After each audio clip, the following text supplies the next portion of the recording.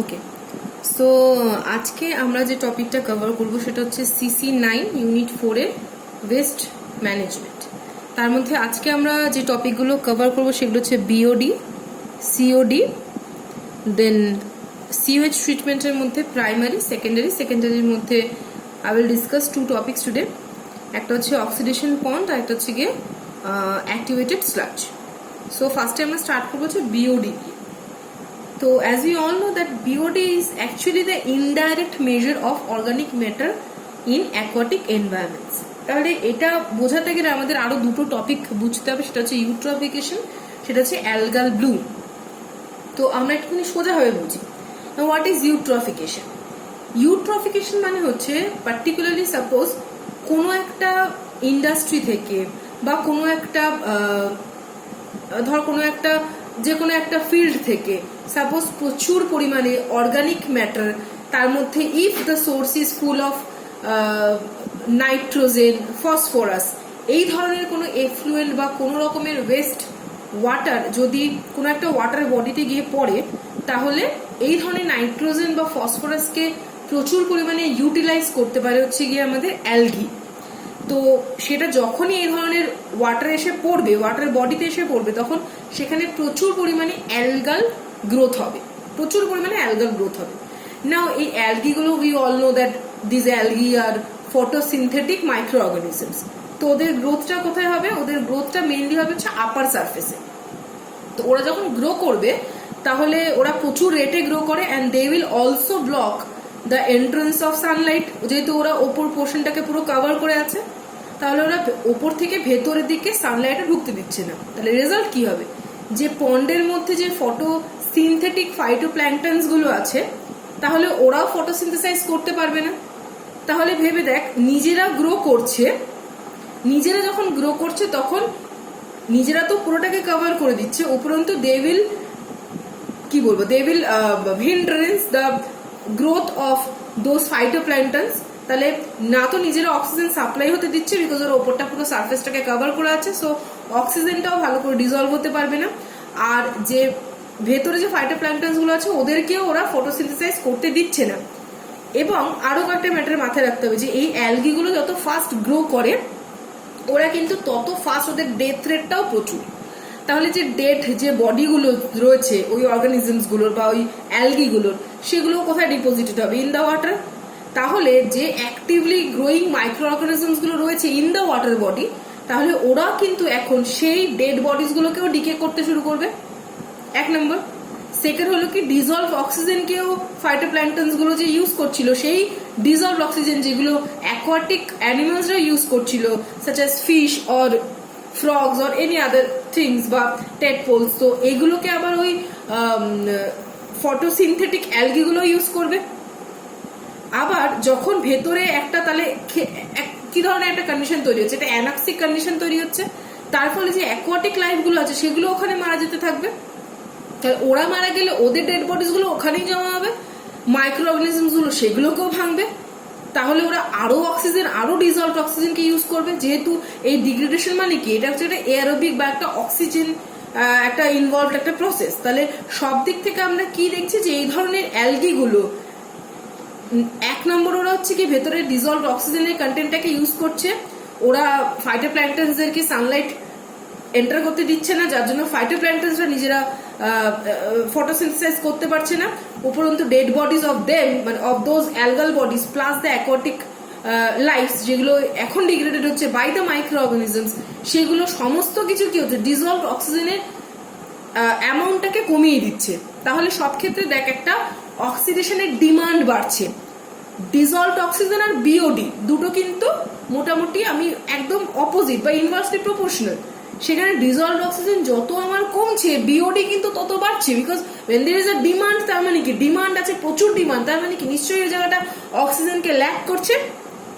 So indirectly আমি কি বলতে পারি যে ওয়াটার বডিটাতে বিওডি বেশি, সেই ওয়াটার বডিটা is full of organic West, or rather আমি বলতে পারি সেই ওয়াটার বডিটা বেশি পলিউটেড।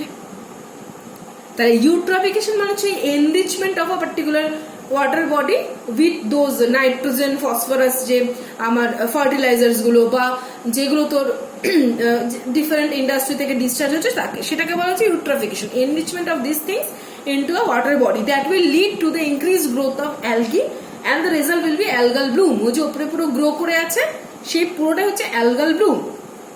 So BOD কে আমি বলতে পারি যে it is actually amount of dissolved oxygen needed for microbial oxidation of biodegradable organic matter. পুরোটা আমি ডিসকাস করে দিয়েছি যে অর্গানিক ম্যাটার বলতে কি বুঝি, কিভাবে কোনটা ইউজ হয়। নাও COD is the same thing. যখন এই ধরনের অক্সিজেনটা will be needed to oxidize chemicals এবং তার জন্য যে ইনক্রিজিং ডিমান্ড বা গ্রোয়িং ডিমান্ড সেটাকে আমরা বলবো সিওডি। নাও তাহলে বিওডি আর সিওডি হচ্ছে indirect measurement of water pollution. So যদি কোনো একটা বডিতে বিওডি সিওডি প্রচুর বেশি থাকে তাহলে আমরা সেটা বুঝতেই পারছি যে সেই ওয়াটারটা হচ্ছে পলিউটেড। তাহলে now we have to purify them. এমনি নেচারে কি হয় আমরা দেখতেই পাচ্ছি যে যখন কোনো একটা ওয়াটার বডিতে প্রচুর পরিমাণে অর্গানিক ম্যাটার জমে যায় তখন সেখানে একটা self purification. What is a self purification? It means যে ডিপোজিটেড একবার just you have to imagine যে একটা ডেড বডি যেটা পড়ে রয়েছে সেটা মাইক্রো অর্গানিজমসরা ডিগ্রেড করে সেটাকে রিমুভ করে দিচ্ছে। In few days few months ওটা will be degraded from the earth, ওটাকে আমি আর খুঁজে পাবো না। তাহলে একই রকম ভাবে তাহলে এই যে ধরনের যে প্রসেসগুলো যেগুলো এয়ারোবিক সেলফ পিউরিফিকেশন, যখন অর্গানিক ম্যাটার অ্যাডেড হয় এটাকে যখন আমি আন্ডার কন্ট্রোল মেথডে আমি যখন ল্যাবরেটরিতে বা আমি একটা অর্গানাইজড ওয়েতে করি সেটাকে আমরা বলি ওয়াটার ট্রিটমেন্ট প্রসেস। না এই ওয়াটার ট্রিটমেন্ট যে প্রসেসটা আছে তার জন্য কিছু লার্জ বেসিনস আমার দরকার হয় যেটাকে আমরা ট্যাঙ্কও বলতে পারি।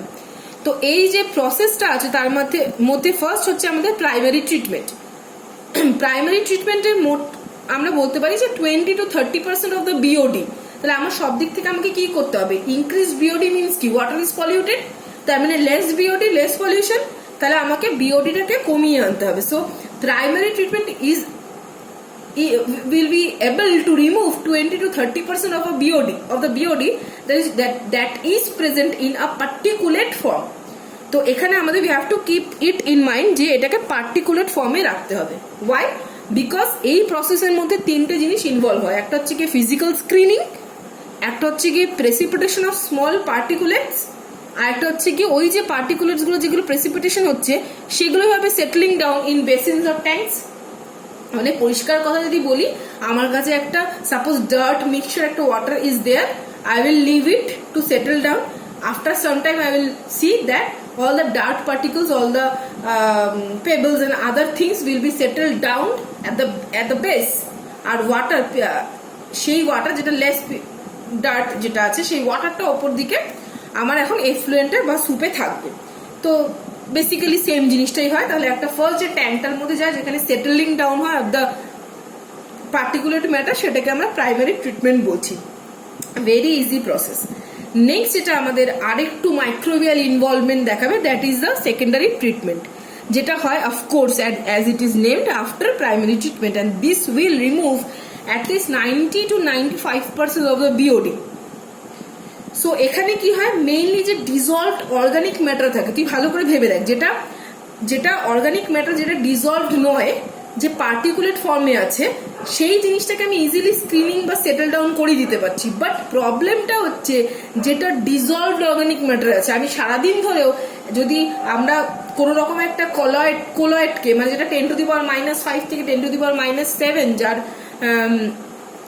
সলিউটেড ডায়ামিটার, এমন যদি একটা সলিউশনকে রেখে দিই, সারাদিন ধরে রেখে দিলেও কিন্তু that particular সলিউটস will not settle down. তাহলে প্রবলেমটা হচ্ছে এমন জিনিসকে নিয়ে যেটা পার্টিকুলেট ফর্মে নেই, যাকে আমি স্ক্রিনিং করলেও আমি আলাদা করতে পারবো না। তাহলে তখন কি করতে হবে? তখন to remove those dissolved organic matter I will have to involve microbial activity. তো কি করা হয়, পুরো প্রসেসটাই হচ্ছে একটা এরোবিক প্রসেস, ঠিক আছে, আন্ডার এরোবিক কন্ডিশনই করা হয়। সেখানে কি করা হয়, মানে main process is the conversion of dissolved organic matter into microbial biomass and CO2। যে ডিজলভড যে অর্গানিক ম্যাটারগুলো আছে সেগুলোকে মাইক্রো অর্গানিজমসরা নিউট্রিশনের জন্য নিজেরা ইউটিলাইজ করবে আর ওরা মাইক্রোবিয়াল বায়োমাসে ওগুলোকে কনভার্ট করবে। তো যখন এই মাইক্রো অর্গানিজমস এর গ্রোথ যখন কমপ্লিট হয়ে যায়, if everything is well settled, if the conditions are ideal, তাহলে এই মাইক্রো অর্গানিজমস গুলো নিজেদের মধ্যে কি হয়, একটা অ্যাগ্রিগেট ফর্ম করে আর ওরা নিজেদের মধ্যে একটা সেটেলেবল স্টেবল একটা ফ্লক স্ট্রাকচার তৈরি করে। ঠিক আছে, ফ্লক স্ট্রাকচার, যার মধ্যে প্রচুর মিনারেলসও এসে জমা হয়। না সামটাইমস এই যে ফ্লক গুলো তৈরি হলো, এই ফ্লক গুলোতে আমরা কি বুঝতে পারছি যে এখানে একদম actively growing microbial biomass is there. তো এই অনেক সময় এই ফ্লক গুলোর প্রিম্যাচিওর সেটেলমেন্ট হয়ে যায়। যেখানে কেন হয় প্রিম্যাচিওর সেটেলমেন্ট? বিকজ এখানে এই যে স্লাজ গুলো, এগুলোকে বলা হয় বাল্কিং স্লাজ, বিকজ এখানে কিছু network of filamentous micro organisms এর মধ্যে গ্রো করে। তো এই ধরনের ফলস ফ্লক বা বাল্কিং স্লাজ যেগুলোতে আমরা কি দেখতে পাচ্ছি যে এগুলো ইজিলি সেটেল ডাউন করছে না বা প্রিম্যাচিওর সেটেলমেন্ট হচ্ছে, সেখানে কিন্তু দের ইজ আ চান্স যে অর্গানিক ম্যাটার যতটা পুরোটা মাইক্রোবিয়াল বায়োমাসে কনভার্ট হতে পারতো, পুরোটা কিন্তু কনভার্সন হয়নি। নাও যদি আমার, তাহলে এটা আমি বললাম একটা ফলস ফ্লক বা একটা বাল্কিং স্লাজের কথা। But when it is fully utilized by the microorganisms, তখন আমরা এটাকে বলি activated sludge system, and that is very important. Okay, so activated sludge system এ কি করা হয়? There is a horizontal flow of materials with a recycle of sludge. Now what is sludge? I have already mentioned that it is the active biomass that is formed when organic matter is oxidized and degraded by microorganisms. তো এই যে তার মানে সোজা ভাষায় বলতে গেলে এই ডিজলভড অর্গানিক ম্যাটারটাকে আমি স্ক্রিন করতে পারছি না, আমি কিছু মাইক্রো অর্গানিজম দিয়ে দিলাম, মাইক্রো অর্গানিজম গুলো ওগুলোকে খেয়ে মাইক্রোবিয়াল বায়োমাসে কনভার্ট করে দিল।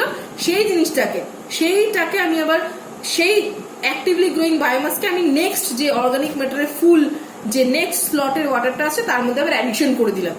তাহলে এটা হচ্ছে আমার ইনোকুলাম, যেটা এবার ওখানে অলরেডি অ্যাক্টিভলি গ্রোয়িং মাইক্রো অর্গানিজমসরা রয়েছে, তারা আরো তাড়াতাড়ি করে গ্রো করে নেক্সট কামিং ওয়াটারের মধ্যে, নেক্সট ব্যাচের ওয়াটারের মধ্যে অর্গানিক ম্যাটারগুলোকে আরো বেশি তাড়াতাড়ি করে ওরা এনগালফ করে নেবে এবং আরো অ্যাডিশনাল বায়োমাস তৈরি করবে। সেই অ্যাডিশনাল বায়োমাসটাকে নিয়ে আমি আবার নেক্সট রাউন্ডের ওয়াটার, যেটা আফটার প্রাইমারি ট্রিটমেন্ট এসছে, সেটার মধ্যে আমি আবার অ্যাডিশন করে দেবো। নেক্সট ওখান থেকে আবার অর্গানিক ম্যাটারটা এইভাবে বায়োমাসে আমার কনভার্টেড হতে থাকবে।